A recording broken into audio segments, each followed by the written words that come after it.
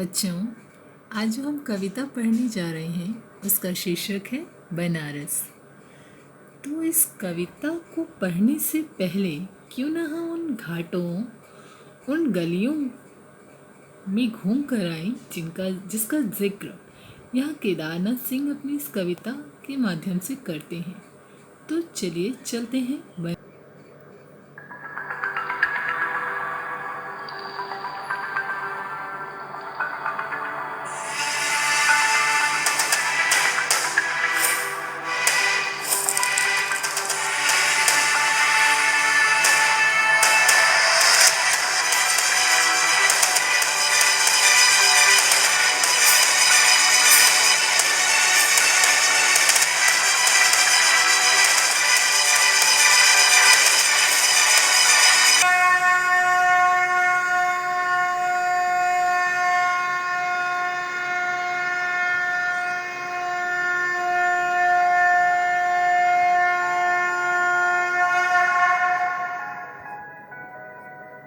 बनारस एक ऐसा नाम, एक ऐसा शहर जिसे देश ही नहीं दुनिया के इतिहास में भी प्राचीनतम शहरों की फहरिस्त में शुमार किया जाता है।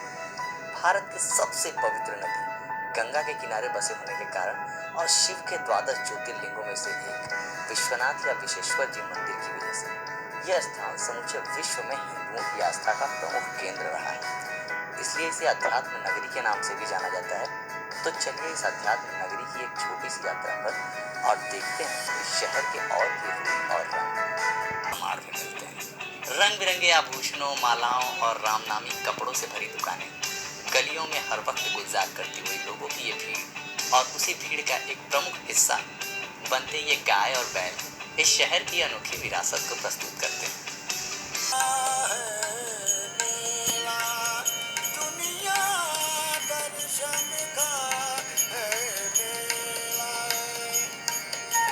रखने वाला बनारस इन ऐतिहासिक धरोहरों का प्रत्यक्ष प्रमाण भी देता है। जब आप इसके सबसे महत्वपूर्ण स्थान गंगा किनारे बने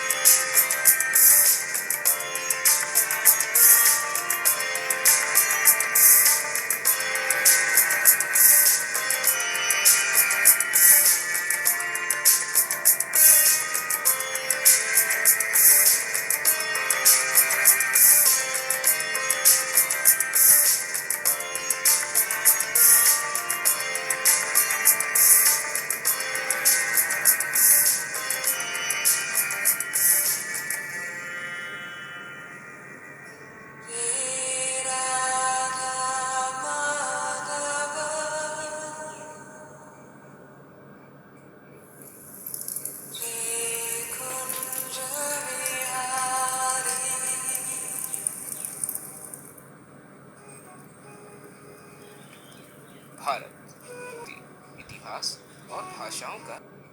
तो हम घूम के आए बनारस। बनारस में आपने देखा एक अजीब, जहाँ जीवन और मरण दोनों एक साथ हैं। एक तरफ जीवन का आनंद है तो वहीं इस जीवन का शाश्वत सत्य मृत्यु भी समक्ष है।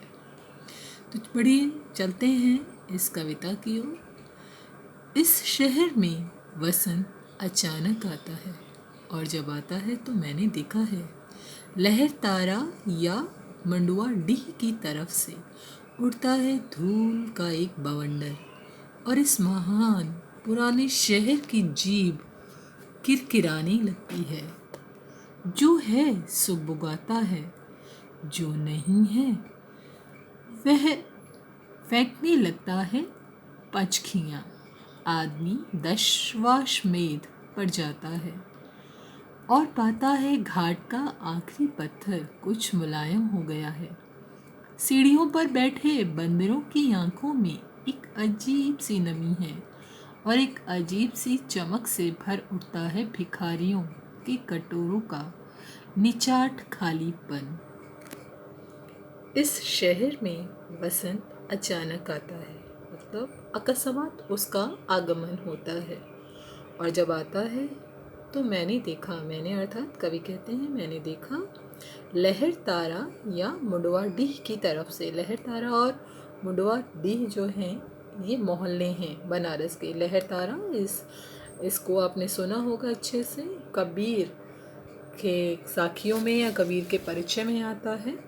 लहर तारा से उठता है धूल का एक बवंडर, धूल सी आंधी सी आती है और इस महान पुराने शहर की जीप करकराने लगती है। आपको पता है अगर आंधी में अगर आप जा रहे हैं तो आप कितना ही संभल कर जाएं, लेकिन उस मिट्टी की जो कण हैं मुंह में जब आ जाते हैं तो वो किरकिराहट सी लगती है उससे। जो है वह सुगबुगाता है। सुगबुगाता मतलब बात करना, जागरण करना आपस में एक दूसरे से। सुगबुगाहट मतलब धीरे धीरे बातों का सिलसिला। जो नहीं है वह फेंकने लगता है पचखियाँ। पचखियाँ मतलब अंकुर। आप देखिए ये एक समय के परिवर्तन होने का आगाज़ है जिसमें बताया जा रहा है वसंत ऋतु का आगमन होने वाला है और बहुत सारे बदलाव आ रहे हैं।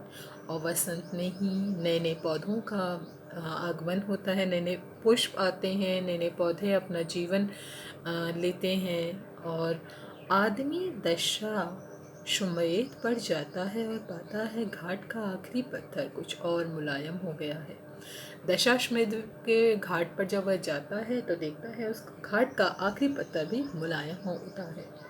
मुलायम मतलब एक नवीनता आ गई है, एक ताजगी आ गई है पूरे शहर में। ताजगी किस चीज़ की है कि अब आगंतुक आएंगे बहुत सारे, क्योंकि धार्मिक नगरी है। इसका एक अपना ही अलग महत्व है। जहाँ आध्यात्म है वहीं भोग है, सब चीज़ों का मिला जुला मिश्रण है बनारस। वे कहते हैं अब आगंतुक आएंगे, मतलब धार्मिक लोग मतलब घूमने के लिए, भ्रमण के लिए यहाँ पर आएंगे। तो जिससे क्या होगा, सबके चेहरे पर एक मुस्कुराहट है, एक ताजगी है, एक नवीनता है, एक आशा की उमंग है। सीढ़ियों पर जो बंदर बैठे हैं उनकी आंखों में भी एक अजीब सी नमी है। ये देखिए ये जो घाट पर जो बंदर बैठे हैं इनमें भी एक उत्सुकता है, एक कह सकते हैं बहुत ताजगी है। उन्हें लगता है अब बहुत से लोग आएंगे अपने धार्मिक अनुष्ठानों के लिए, क्योंकि धार्मिक नगरी है। यहाँ पर जब घूमने के लिए आएंगे तो उन्हें भी खाने के लिए बहुत कुछ मिलेगा। उनमें भी एक उत्साह का संचार हो रखा है। उन्हें लगता है कि अब उनकी सभी इच्छाएं मानो पूर्ण होंगी।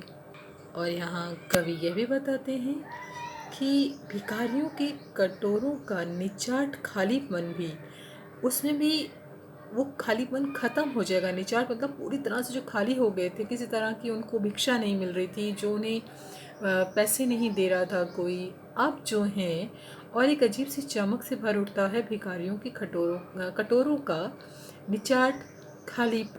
आप देखिए यहाँ जो भिखारी बैठे हैं, जो एक आस में बैठे हैं कि जो आए हैं यात्रीगण उनको बहुत सारा पैसे देंगे, उन्हें भी दान दक्षिणा मिलेगी, जिससे उनकी दरिद्रता कुछ हद तक कम होगी। उन्हें भी खाने के लिए, भोजन के लिए, सामान जुटाने के लिए पैसे मिल जाएंगे।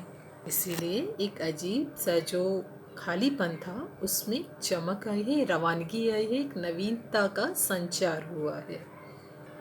कवि कहते हैं तुमने देखा है खाली कटोरों में वसंत का उतरना। यह शहर इसी तरह खुलता है, इसी तरह बढ़ता है और खाली होता है यह शहर। ये धार्मिक शहर है जहाँ पर धार्मिक अनुष्ठानों के लिए दूर दूर से लोग आते हैं। अचानक पूरा शहर भर जाता है और जो खाली कटोरों में मानो वसंत मतलब खुशी उतर आती है, उसमें एक रवानगी आ जाती है, एक उत्साह आ जाता है। लोग जो नीरसता की ज़िंदगी जी रहे थे उनमें एक ऊर्जा का संचार हो जाता है। वो कहते हैं इसी तरह ये शहर खुलता है, बनता है और बढ़ता चला जाता है। फिर वे कहते हैं इसी तरह रोज़ रोज़ एक अनंत शव ले जाते हैं कंधे। आपने देखा था मणिकर्णिका घाट जहाँ पर शवदाह होता है, उन्होंने कबीर ने कहा भी है इसके लिए कि मगहर में मरने से नर्क मिलता है और काशी से में मरने से स्वर्ग की प्राप्ति होती है। तो इसी मान्यता के रहते लोग दूर दूर से अंतिम संस्कार के लिए भी बनारस आते हैं। तो वही कहते हैं अनंत शव, न जाने कितने शव रोज़ उस नगरी में आते हैं, उस शिव नगरी में आते हैं और कंधे उन्हें लेते जाते हैं कहाँ, अंधेरी गली से चमकती हुई गंगा की तरफ। गंगा जो पवित्र नदी है, जो नदियों में सर्वश्रेष्ठ नदी है, जिसे देव नदी भी कहा जाता है, उस भगीरथी के किनारे पर लेकर आते हैं। जब गंगा पर कोई भी प्रकाश, किसी भी प्रकार का जब प्रकाश उस पर पड़ता है तो उसका जल चमक उठता है। तो वही कहते हैं अंधेरी गलियों से उस शव को ले जाते हैं गंगा की चमक की तरफ, चमक तो है गंगा की तरफ। इस तरह शहर में धूल धीरे धीरे उड़ती है, धीरे धीरे चलते हैं लोग, धीरे धीरे बजते हैं घंटे, शाम धीरे धीरे होती है। यह धीरे धीरे होना, धीरे धीरे होने का सामूहिक लय दृढ़ता से बांधे है समूचे शहर को। समूचा मतलब पूरा शहर, ये जो शब्द है समूचा, इसका मतलब है पूरे शहर को। धीरे धीरे एक रवानगी है, एक तरीका है, एक रीति है उस शहर की। वहाँ शहर बड़े बड़े शहरों की तरह आपाधापी नहीं है, एक दूसरे से आगे बढ़ने की होड़ नहीं है। वहाँ लगातार चलते जा रहे हैं सभी लोग अपनी ही गति से। ठीक है, आगे देखें, दृढ़ता से बांधे हैं पूरे शहर को। इस तरह कि कुछ भी गिरता नहीं है, कि हिलता नहीं है कुछ भी। जो चीज़ जहाँ थी वहीं पर रखी है, कि गंगा वहीं है, कि वहीं पर बंधी है नाव, कि वहीं पर रखी है तुलसीदास की खड़ाऊँ सैकड़ों बरस से। कुछ नहीं बदला, वही सभी चीज़ें अपनी गति से। बदलाव में बहुत कुछ हुआ है, नए नए रीति रिवाजों को, नए नए मतलब आधुनिकता को शहर ने ओढ़ा, लेकिन अपने पुरातन संस्कारों को छोड़ा भी नहीं है। उस पुरातनता के साथ जीवंतता को दिखाता है ये शहर। वहाँ पर हर एक पौराणिक नगरी है काशी, जहाँ पर हर एक पुरातन वस्तु को बहुत संजो के रखा है। हर एक चीज़ अपनी ही रवानगी में रहती है। एक रॉ, जिसके लिए बोला उन्होंने, रॉ है वहाँ पर, जहाँ हर एक चीज़ धीरे धीरे अपनी ही लय में चलती है। और वहाँ पर पुरानी से पुरानी वस्तु भी मिलेगी और आधुनिकता का संचार भी हमें देखने को मिलता है। ठीक है बच्चे, आज इतना ही पढ़ेंगे, कल हम इसके आगे का भाग करेंगे। धन्यवाद। इसे अच्छे से पढ़ लेना और अपने प्रतिक्रिया अवश्य देना।